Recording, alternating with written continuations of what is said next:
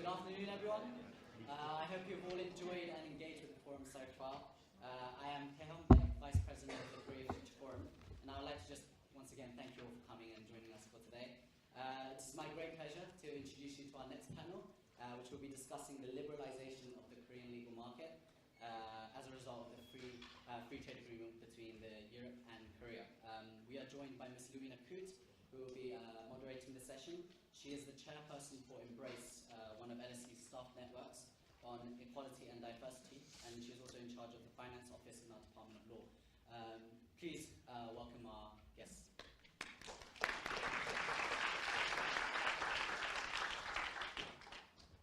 We are very privileged today to have a distinguished panel of guests. We have Mr. Tony Dymond, Ms. Donna Evans, Ms. Christina Jeong, and Mr. Phillip Kim. So I will say a little bit about each of our panelists, and then we will have a panel discussion, and then we'll leave about 10 minutes or so for questions and answers at the end. First, Mr. Tony Dymond, who is second on my left, is a current partner at The Voice and former head of the Seoul office for Herbert Smith, Freehill. And next, I have right on my left, Ms. Donna Evans, who is the international policy advisor of North Asia and the Pacific at the Law Society of England and Wales. We also have Ms. Christina Jeong, who is an associate of Norton Rose Fulbright. She has also practiced in Korea as a foreign lawyer and is a member of the New Zealand Law Society. Last and not the least, we have Mr. Phillip Kim, who is the chairman of the British Korean Law Association. He's also an associate at Reed Smith, dual qualified as an English solicitor advocate and a New York attorney. So please join me in welcoming our panel.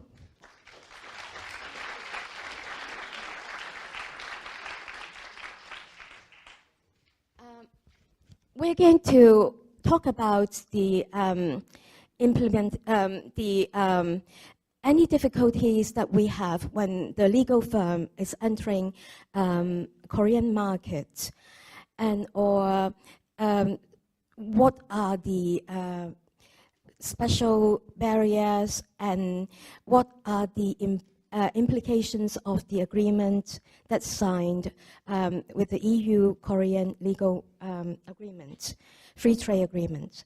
So my first question is for Mr. Tony Dymond, and would you share with us, when setting up the Korean office, were there any difficulties, any particular views or barriers in implementing that?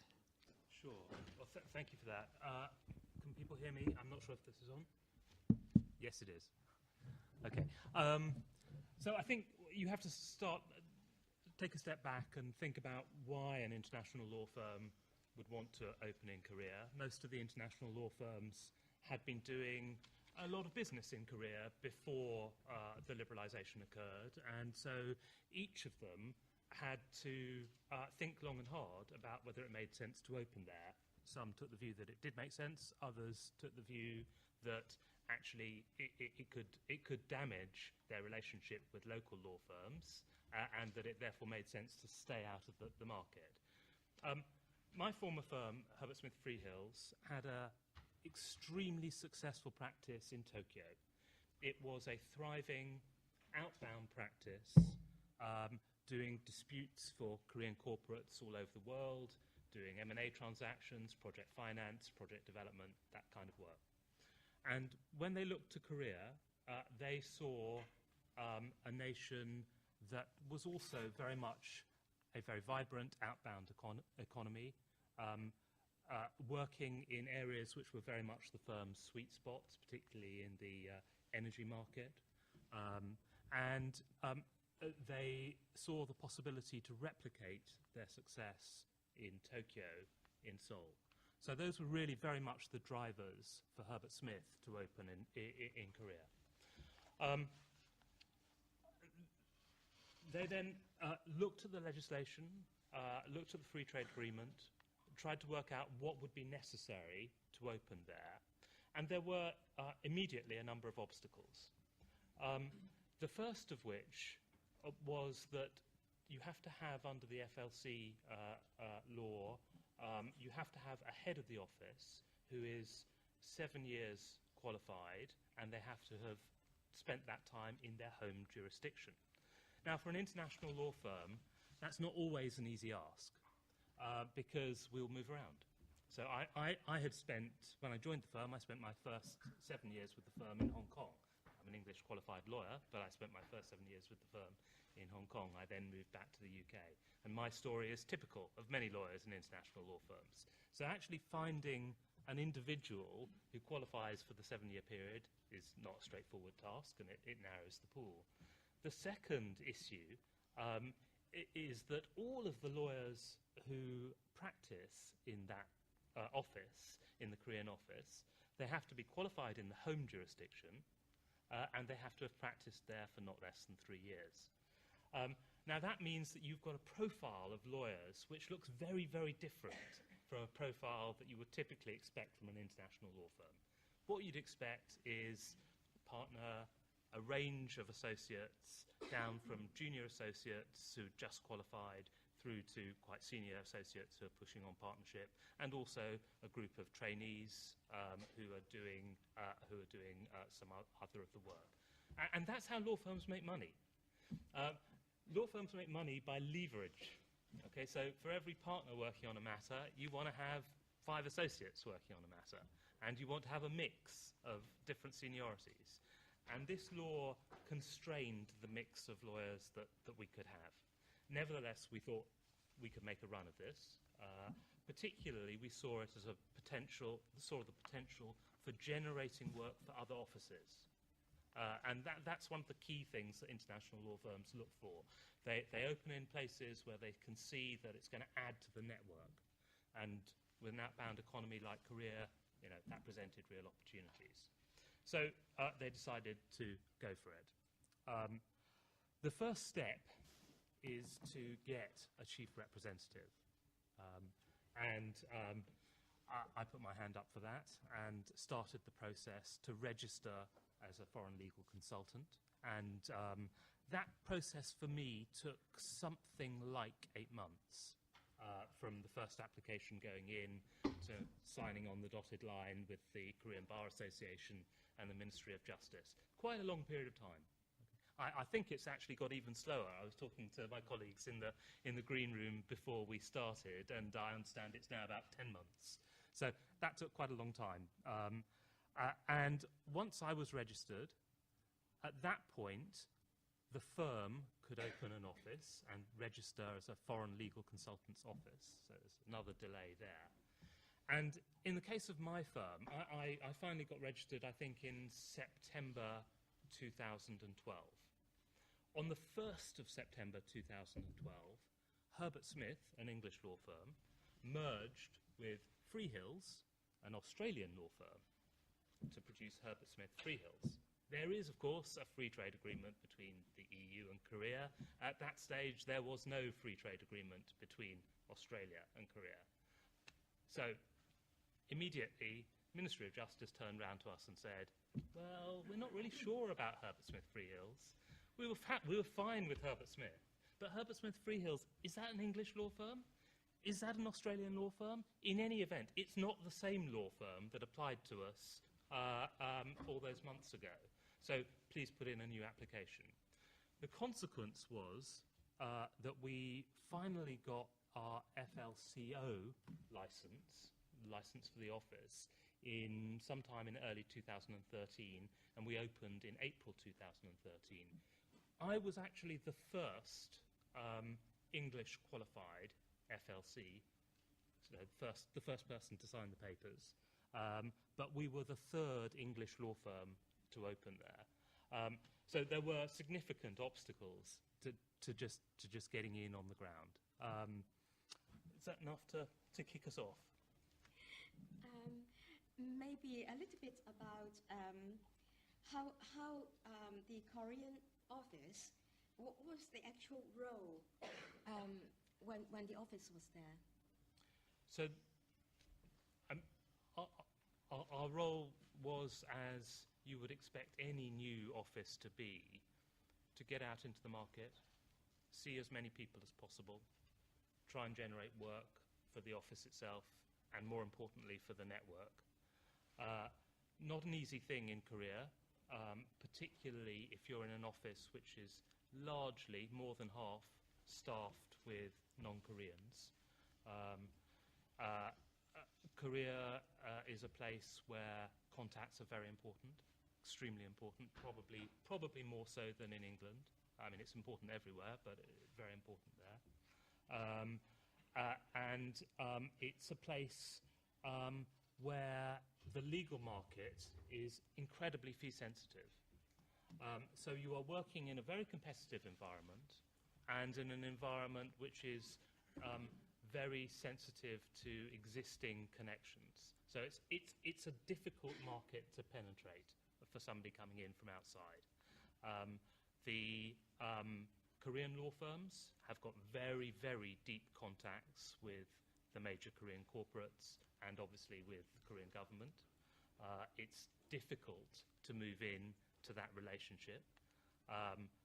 We, Herbert Smith, had been dealing with Korean law firms for many, many years beforehand, and we had very good relationships with many of them. But now we were viewed as a competitor. And that's always an issue that happens when you enter a new market. People who were your friends now become somewhat guarded in their relationship with you. So it's one of those decisions, one of those careful decisions that you have to weigh up when you enter a new market. So one of our jobs was to get out and see people. Another of our jobs was, there was a huge amount of interest from around the network in the Korean office. So we would regularly have partners coming in from London, from Hong Kong, from Tokyo, from Australia, from around the network, and they would say, we want to go and see Samsung, or we want to go and see Hyundai. And we would go, well, when you say you want to go and see Hyundai, what do you mean? You know, it's a rather big organisation. Which bit do you want to see, and all the rest of it? And we would have to manage that process. And that, again, is a job that small offices often have to do for the rest of their networks. You have a limited number of contacts. You try and develop those as much as you can, but there's always a risk of overload with your limited base of clients. So I spent a lot of my time saying to my partners, no, I'm sorry, you can't come this month. We've had 2 visits, and I cannot get you in to see Mr. X from Samsung Electronics this month, because he's already seen 2 of our partners this month. You're going to have to wait another 6 months. So managing that relationship between the network and the limited pool of clients who've got a limited attention span was a key part of the role as the office developed. Thank you very much. Thank you. Now I'm moving on to Ms. Donna Evans. Was the Law Society of England and Wales involved in the implementation of EU and Korea free trade agreements? Yes, certainly. As Tony said, South Korea has been a very important market for our members. Just to give you an idea of how big the membership is we have 160,000 solicitors. 25% are working in the commercial sector, and many are based overseas, around about 6,000, but many are going overseas all the time for their law firms to carry out commercial activities. So from very early on, when there was an opportunity to look at the legal services market and the role in which UK firms could play in that, it was crucial for the Law Society to really take that forward. And we took a very, a strategy of 2 approaches, really. It was 2-pronged. So we were very focused on liaising with key stakeholders at European level, ensuring that the considerations for the UK law firms were taken forward by the EU. And this happened via our Brussels office, where we have access to the European Commission and a number of policymakers there. So that happened from the very early stages, many discussions going on. How do we really do that in practice? That's really about consultation with the profession, looking at what would work well in the legal services market there and how business could really operate in a smooth manner.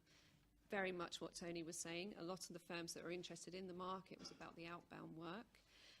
So, you know, how could partnership really work in Korea with the local market, really to help the clients that the law firms are serving?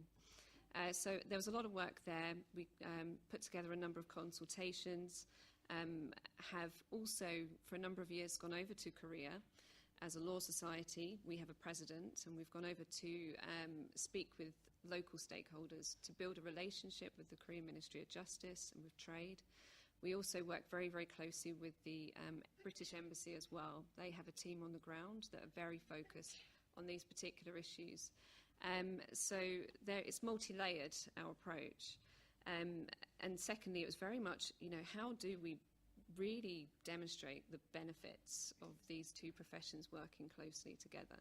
So really that was about, like, how can we bridge the gap between these two professions, explaining what the benefits are for the use of English law, because, like, face it, you know, there's a lot of focus between the US and South Korea, not necessarily English law. So what can we discuss there? How is it used internationally? Is it the jurisdiction for choice when it comes to international transactions, litigation, arbitration?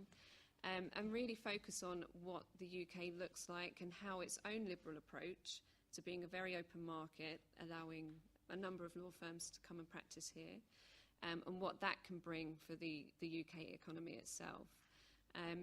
So I'd say that that's our efforts over a number of years. We had a number of activities and programs that we agreed with the Korean Bar Association, which you could say is our equivalent.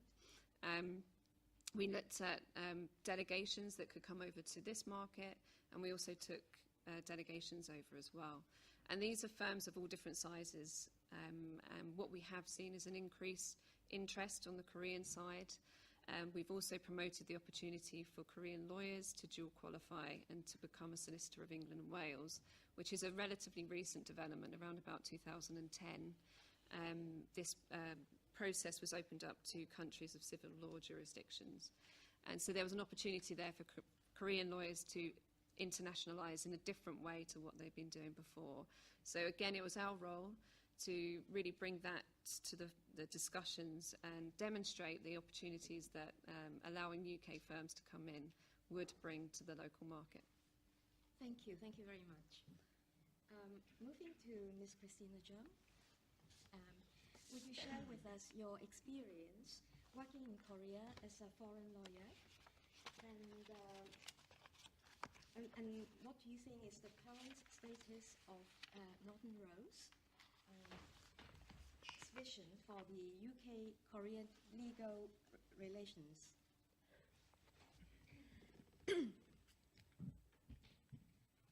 안녕하세요.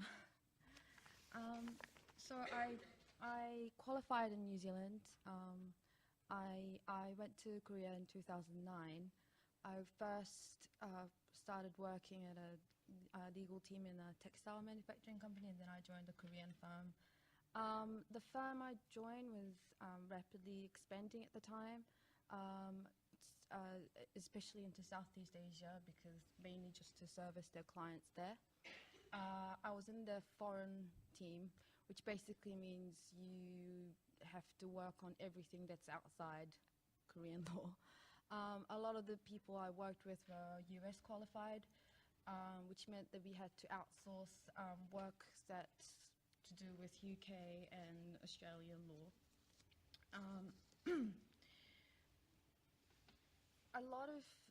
A big part of the job as a junior associate, there was actually processing the external counsel's advice. The clients we worked with needed quite a bit of hand-holding, meaning we have to be there and explain to them and make it more client-friendly so they understand better. But apart from the legal side of things, as Tony mentioned, it was a great experience for me to learn about the Asian business etiquette and like the relationship and the importance of that. After working in Korea for a bit, I moved on to Norton Fulbright in Tokyo. My experience in Tokyo is similar to my experience in Korea. I guess the clients are similar. We're both dealing with Asian clients. And also, I guess in Japan, because the market had been open for over 20, 25 years at the time, clients were more used to dealing with foreign lawyers. And also, they were quite cost sensitive. So they don't necessarily have to just go to one firm. There's so many of us, so many competitions. A lot of the work was outbound work.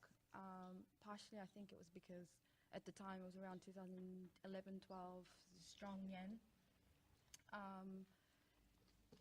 There was some inbound work as well, I guess, but we didn't advise in Japanese law.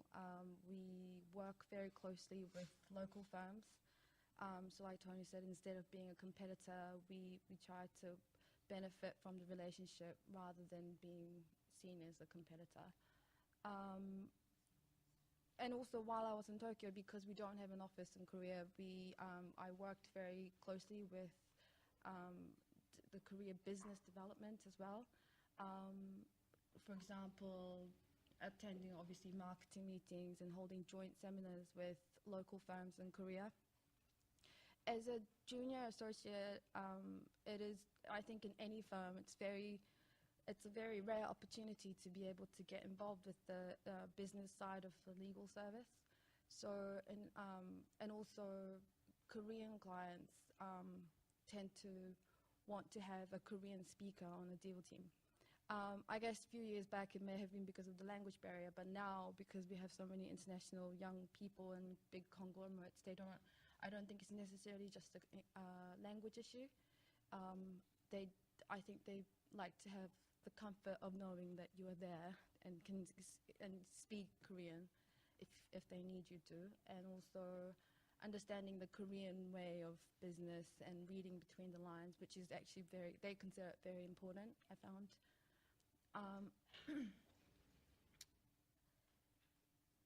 So I think generally my experience in Tokyo and Japan, it was very valuable, and that I learned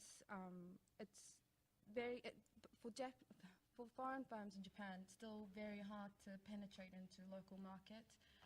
They say one of the main reasons is because like Tony said, because of relationship, but obviously it's not just the language, but understanding the cultural side of things. So as junior associates with language capabilities, we will have to help the partners and the fellow colleagues to bridge that gap between local businessmen and also our colleagues. In terms of Norton Rose plans, Korea is a very important market for a number of our offices, like London, Tokyo obviously, and Houston. But currently we don't have any immediate plans to open an office in Korea. Thank you very much. Now I'm coming to Mr. Phillip Kim. What were the benefits of Reed Smith look out for when entering the Korean market, and what are the difficulties? Well, Reed Smith doesn't have an office in Seoul. I can't confirm whether it is intending to open an office, but I think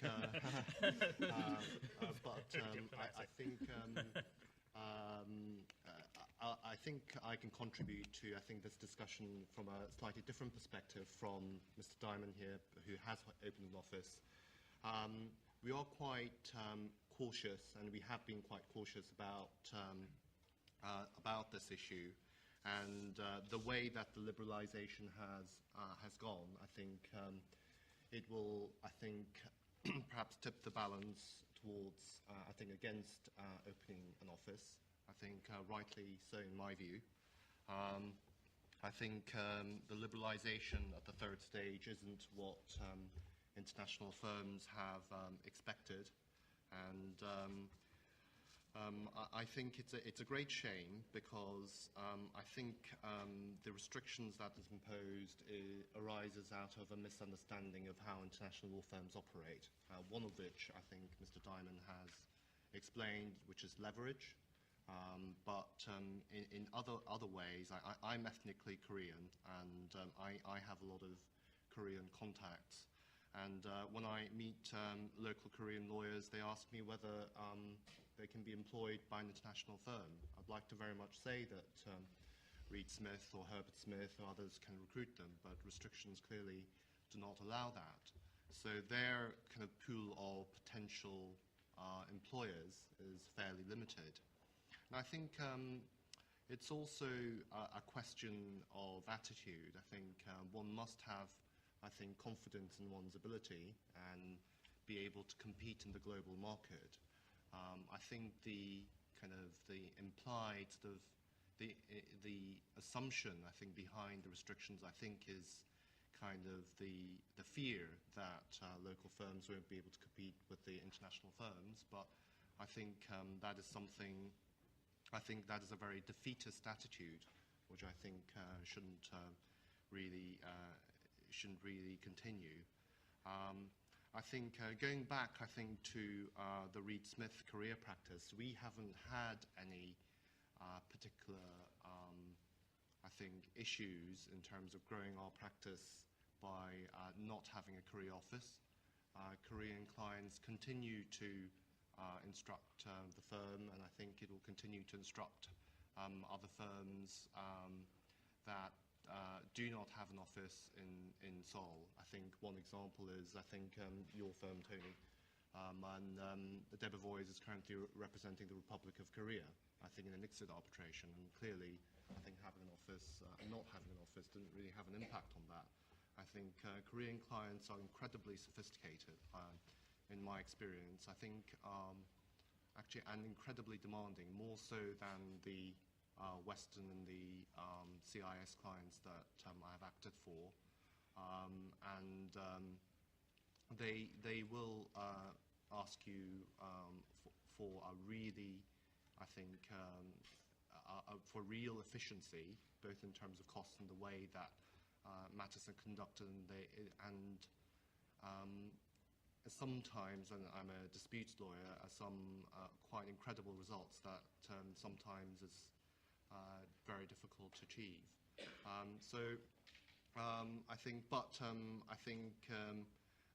The bottom line is that not having an office has not had an impact on growing the career practice.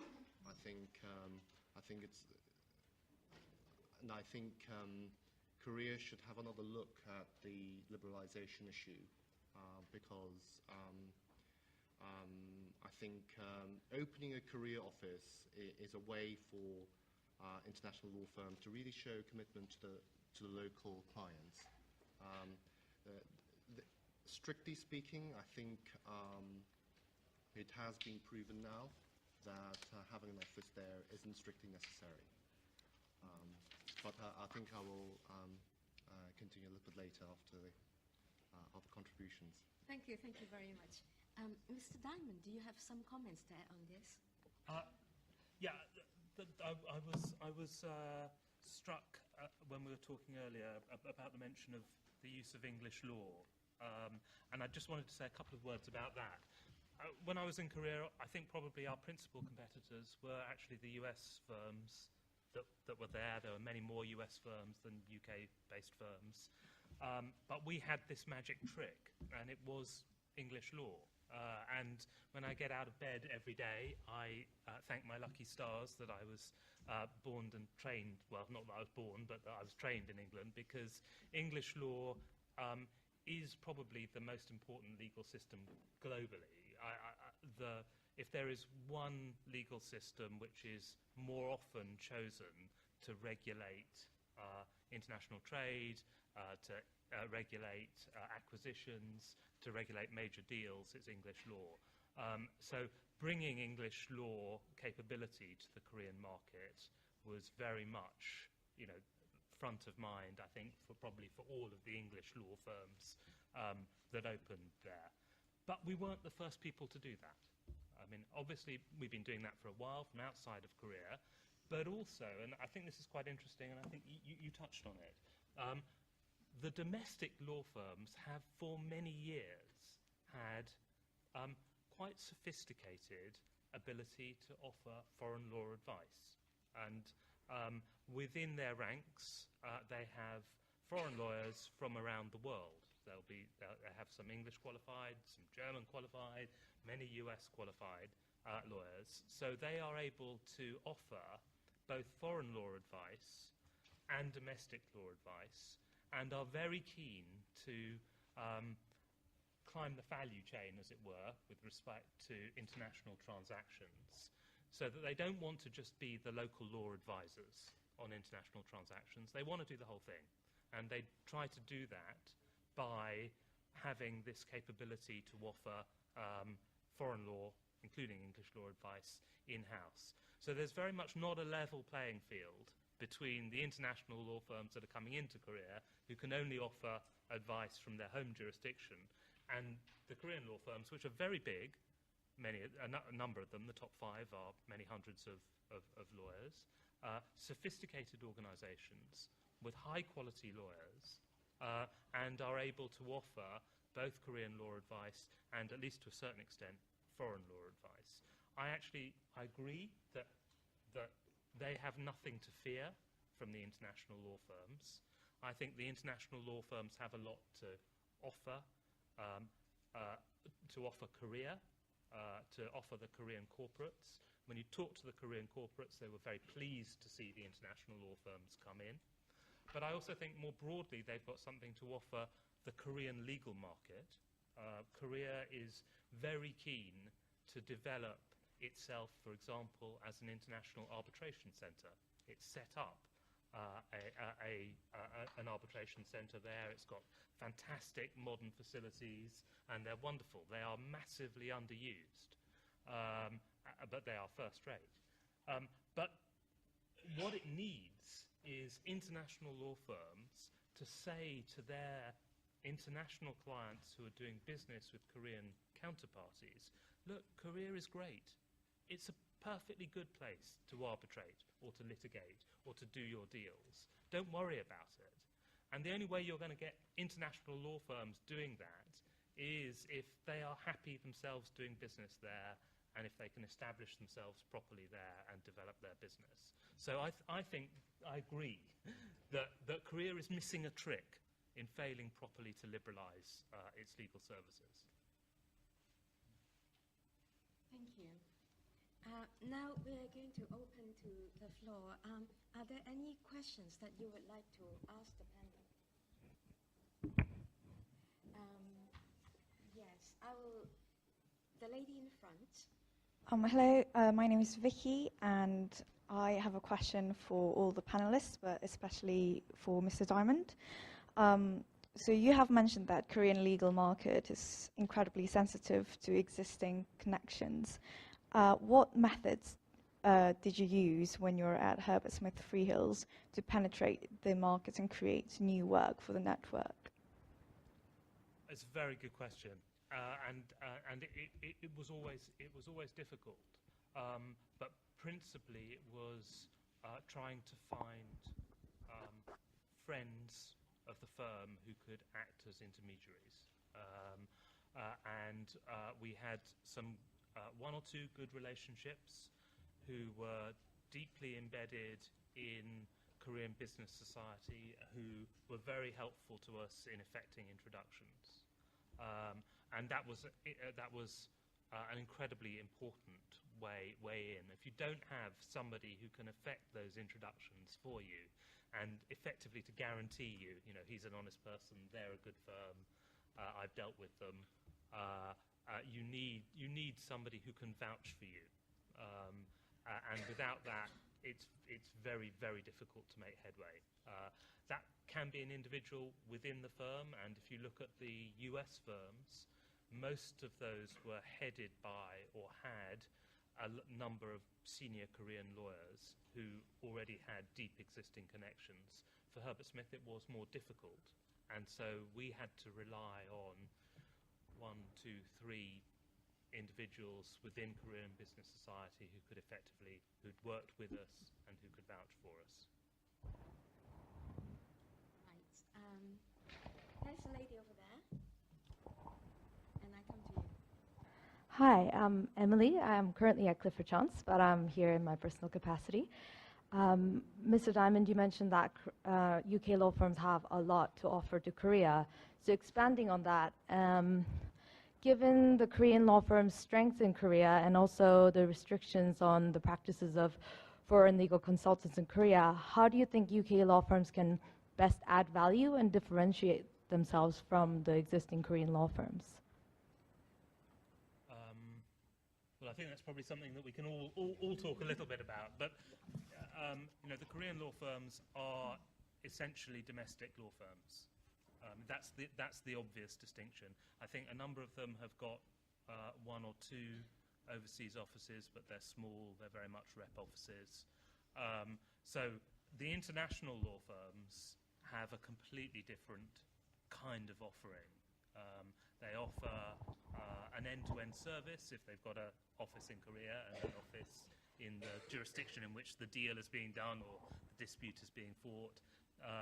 So it's apples and oranges. It's a completely different conception of what it is to provide legal services. As I said, the Korean law firms try to do the whole thing and are, at least as far as international disputes are concerned, becoming increasingly successful at doing that. One of the things that they have done is that they have now realised that the English bar exists, and instead of co-counselling with international law firms for international disputes, now they quite often use somebody from the English bar to provide the English law support.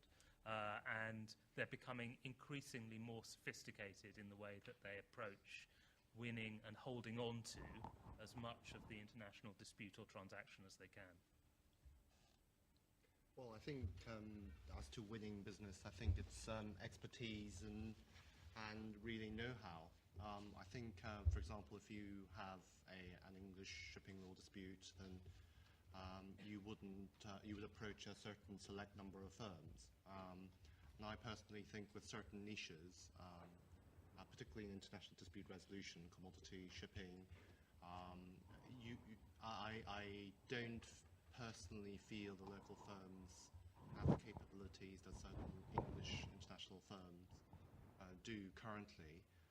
So I think that's one. I think expertise and the know-how that international firms have built for hundreds of years that local firms I think haven't quite accumulated yet. And I mean, I've come across fantastic lawyers at local firms, but sometimes the consistency can vary, particularly on the question of foreign law.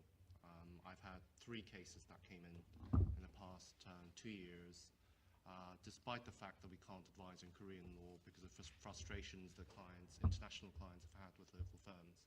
So I think it might be isolated instance, but I think international law firms still have, I'd say, an edge when it comes to expertise in certain areas. Sorry, just one more point. Just to add to that, so on top of that, if you have Korean-speaking English US qualified lawyers, then it just tops it up. For example, if we've got the expertise, we've got the language, who understands the culture, then that's obviously adding value, I think. Anything to add? I think the other consideration really for the market in Korea is the recent changes that have happened for Korean lawyers and the number of Korean lawyers that are now graduating every year. I think it's something around 2,500 per year. The market is suffering to be able to offer, under its current restrictions or regulations, to offer opportunities for all of those lawyers. So it's a massive issue really for the Korean Bar Association. What can they do to ensure that there are enough opportunities for the growing profession? and one of which is to allow for those lawyers to work in the international law firm. So that really is, one major advantage, is the allowing to the market to diversify by allowing more foreign law firms to come in and to provide opportunities for those Korean lawyers to work in their firms, not just in the office in Korea, but ultimately to then travel around its network. I mean, the speed at which I see, a lawyer under their training contracts in a UK law firm, those 4 seats that they carry out, often at least one would be in an office overseas. It's a fantastic opportunity. So just being able to get into that is, would be a massive added value for local lawyers. Thank you. I see a hand somewhere there. Yes. Thank you for your talk. I have a question particularly for Mr. Dymond. You said that you mentioned the difficulties of breaking into the Korean market. As an international law firm, was there a reason why you wouldn't go via your global client subsidiaries rather than starting from the bottom at the grassroots of the Korean market and working your way up? Would that have been an easier strategy? So you're talking about looking at your international clients who are doing business in Korea, or Korea, or your existing Korean clients. I'm talking about sub-clients. Oh, sorry, I'm talking about subsidiaries of existing clients. So if you have a global client With a Korean subsidiary. Yeah, with a Korean subsidiary. Well, of course, that was a source of work, and that is a source of work. I think probably that was work that you were going to get in any event. If there were existing strong relationships, you'd have probably expected to get that work in any event. So you really, I think most of the new entrants to the market were looking to win more work from their existing Korean clients and to develop and to broaden their client base there. We were all fighting over some of the obvious names who already have deeply established relationships. So it's a tough environment in which to work. But the English law firms do have real strategic advantages of the kind that we've discussed, which make that a very plausible proposition, and one and a number of the new entrants have had quite notable success in developing business there. I think it's also right to say that there is, we've all talked about it. We've talked about the decision that has to be made, whether you are more harmed than helped by going into the market. And you mentioned the ICSID case that we're now doing. I don't believe that Debevoise would have won that case. We wouldn't have got that in the door had we had an office in Korea. It demanded having a close relationship with a premier Korean law firm, and we wouldn't be able to have that relationship at the same time as having a presence there. So it's very much a kind of a choice, whether you want to forego that relationship with the local law firms, which can help you win some very big business, or whether you want to continue down that route. And there are firms that are there who've done extremely well.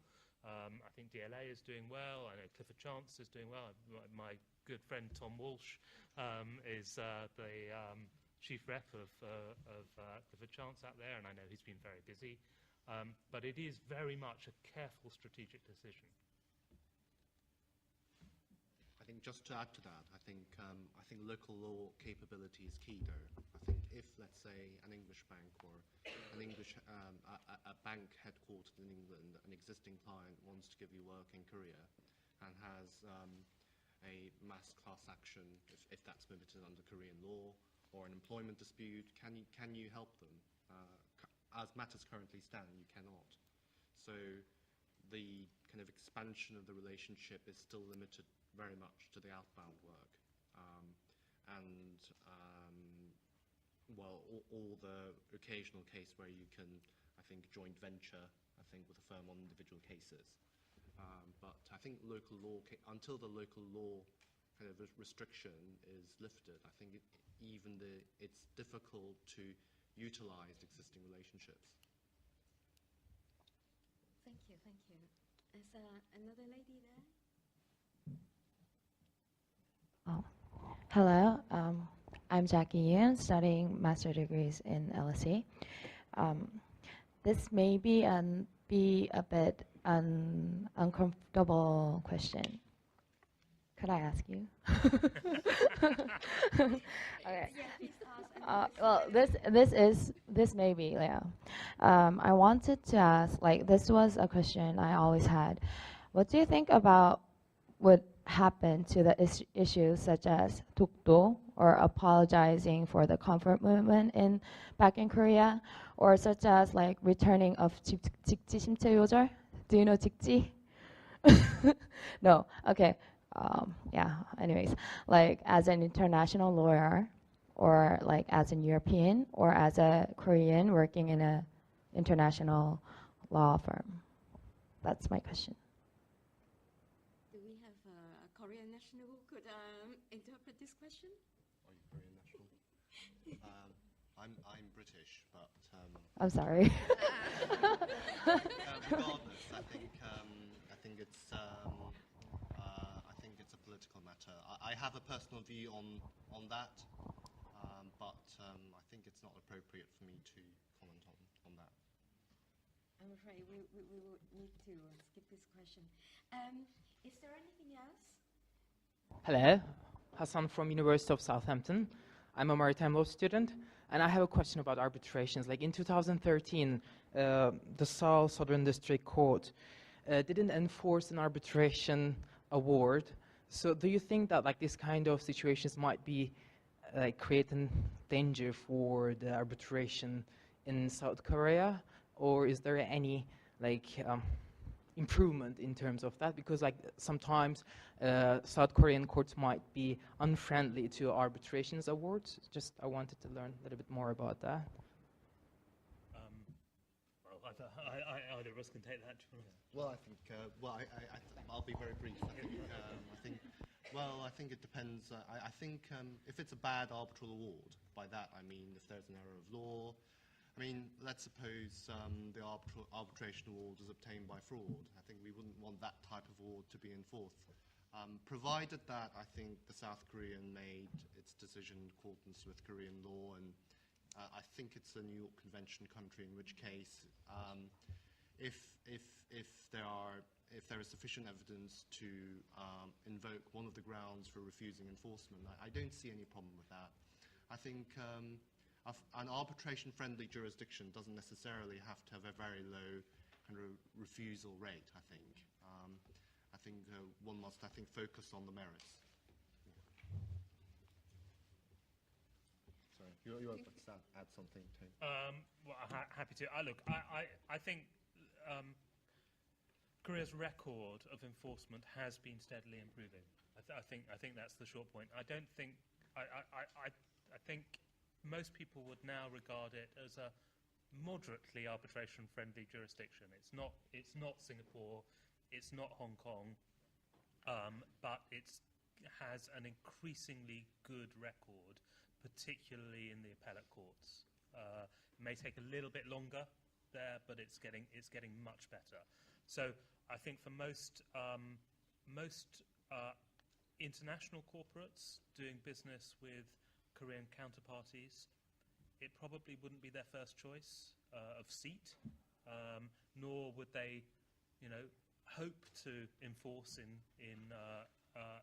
Korea. But most international lawyers will be telling their clients it's okay. You are likely to be able to enforce.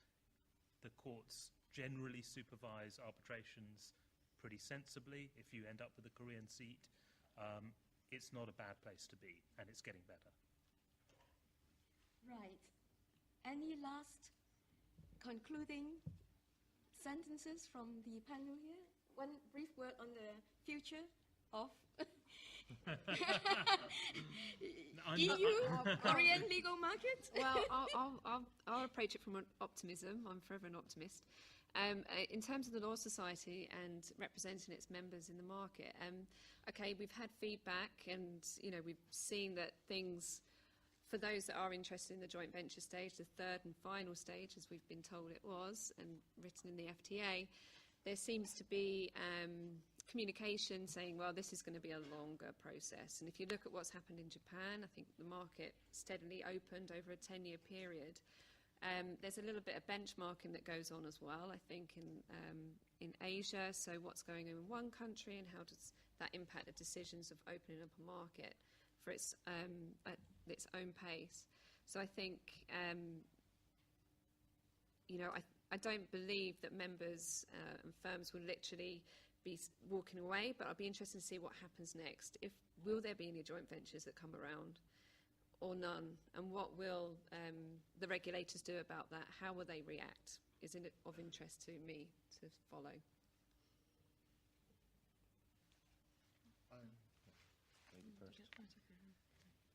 Well, I think there are two things. I think I haven't really had a chance to talk about the British Korean Law Association, but if you look it up on Google or have any questions, let me know. My contact details are up there.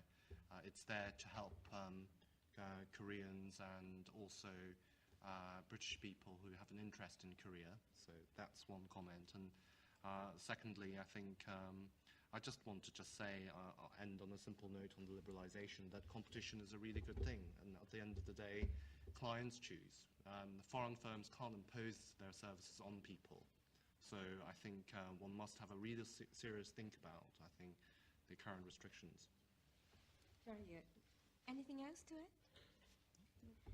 Well, thank you to our panelists, and thank you for your support.